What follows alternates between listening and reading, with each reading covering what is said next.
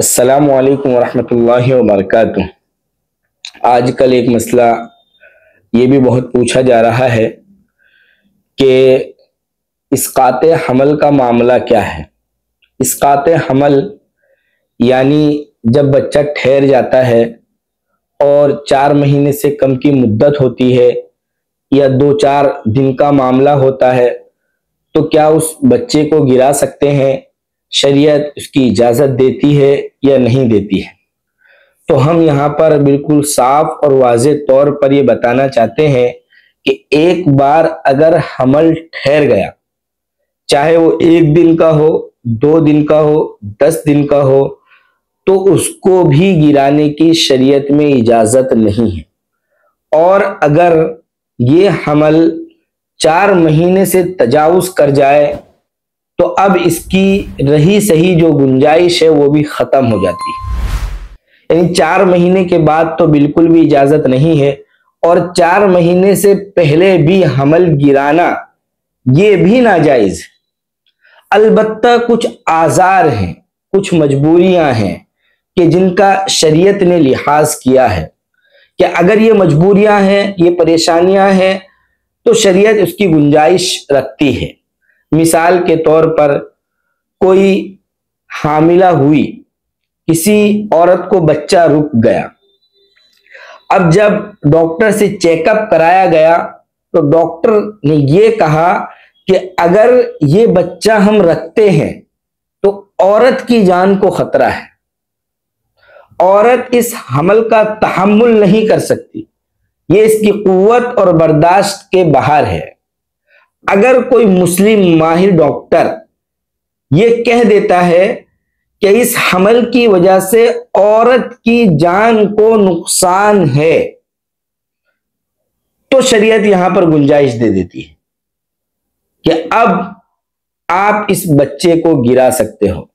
لیکن یہ سوچ کر کہ ابھی بچے بہت چھوٹے چھوٹے ہیں، یا یہ سوچ کر کہ پہلے سے ہی 3-4 بچے ہیں، ایک اور ہو جائے گا تو معاشی اعتبار سے ہم کمزور ہو جائیں گے، کھلانے پلانے کا معاملہ آ جائے گا، ان کے رہنے سہنے کا معاملہ آ جائے گا، یہ سوچ کر 1 دن کے حمل کو بھی گرانا جائز نہیں ہے، ناجائز ہے، حرام ہے، بالکل اس کی اجازت نہیں ہے۔ لیکن کبھی کبھی سچویشن اس طرح کی بن جاتی ہے، حالات اس طرح کے آ جاتے ہیں۔ مثال کے طور پر ابھی ایک بچہ گود میں ہے اور وہ 1 سال کا ہے یا اس سے کم مدت کا ہے اور حمل ٹھہر جاتا ہے۔ حمل ٹھہرنے کے بعد اب ہم کسی سے یہ پوچھنے جاتے ہیں کہ بچہ بہت چھوٹا ہے تو اس بات کی اجازت مل جائے کہ حمل کو گرا دیا جائے، اس کو ساقط کر دیا جائے، تو صرف یہ دیکھ کر کہ بچہ چھوٹا ہے اس بات کی اجازت نہیں دی جا سکتی، بلکہ یہاں پر یہ دیکھا جائے گا کہ بچہ دوسری غذا استعمال کر سکتا ہے نہیں کر سکتا۔ بہت سی مرتبہ ایسا ہوتا ہے کہ مدت رضاعت، دودھ پلانے کے دوران اگر حمل ٹھہر جاتا ہے تو ماں کا دودھ خراب ہو جاتا ہے۔ ایسے موقع پر وہ بچہ جو دودھ پی رہا ہے اس کی نشو و نما پر فرق پڑتا ہے۔ لیکن ہم یہاں پر سب سے پہلے یہ دیکھیں گے کہ اگر یہ بچہ اوپر کا دودھ پی کر رہ سکتا ہے، اگر اس بچے کے لیے دوسرا کوئی ایسا انتظام ہو سکتا ہے کہ ماں کے دودھ سے اس کو چھٹکارا مل جائے، اور دودھ خراب ہو گیا ہے تاکہ یہ دوسری چیزوں کا استعمال کر لے اور ماں کے دودھ سے بچ جائے، تو اس صورت میں بھی اجازت نہیں ہو، کیونکہ بچہ دوسری چیزیں کھا پی کر، اوپر کا دودھ پی کر، گائے کا یا بکری کا دودھ پی کر وہ رہ سکتا ہے۔ تو جب وہ رہ سکتا ہے تو اب اس حمل کو بھی گرانے کی اجازت نہیں ہوگی۔ لیکن اگر معاملہ اس طرح کا بن جاتا ہے کہ بچہ کسی اور چیز کو پکڑنے کے لیے تیار نہیں ہے، وہ بکری کا دودھ پینے کے لیے تیار نہیں ہے، گائے کا دودھ پینے کے لیے تیار نہیں ہے، یا اس کے لیے جو اوپر کے دودھ کا انتظام کیا گیا وہ اسے بھی پینے کے لیے تیار نہیں ہے، یعنی بچہ اس چیز کو پکڑ نہیں رہا، جس سے اس کی صحت دن بدن گرتی جا رہی ہے، اور اس کا واحد ذریعہ خوراک کا جو ہے وہ ماں کے دودھ کے اوپر ہے،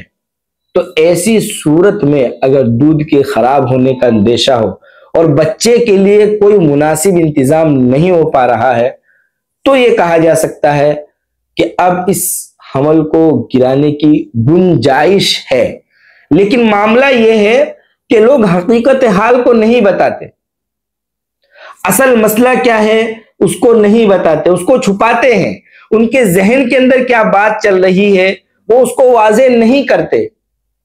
حالانکہ معلوم ہونا چاہیے کہ دل کی کیفیت کو اللہ تبارک و تعالیٰ بخوبی جانتے ہیں۔ ایک عالم آپ کی بات سن کر، ایک مفتی